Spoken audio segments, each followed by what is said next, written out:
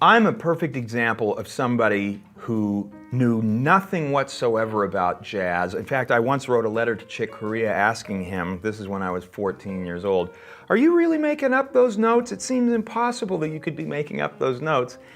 But through really good study with really good teachers, I got to where I'm playing at a professional level and have spent the last 25, 30 years touring the world with some of the world's great jazz artists. I've worked with the Brecker brothers, produced some of their records in fact, and played on the road with them for years, David Sanborn for decades. Recently I've been playing with Herbie Hancock. And as I learned all the things that I learned that put me in that kind of position, I've distilled it all into a very teachable approach that stepwise leads you logically to where you play great too.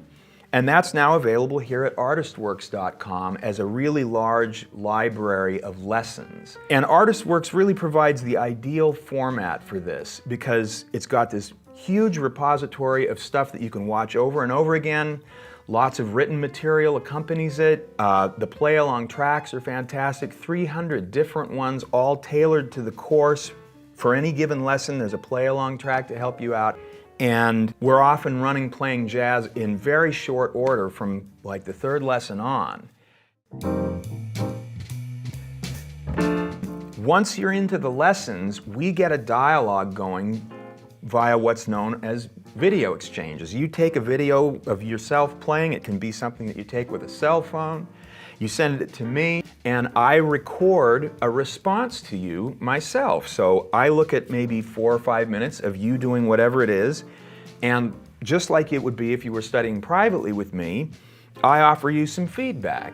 The second thing about it is that there will be a large library of these that you and every other student in our community gets to look at too. So it has all the advantages of a classroom environment, of a private lesson, and also of a resource that's available to you at 3 o'clock in the morning on a Thursday if that's when you feel like having a look at it.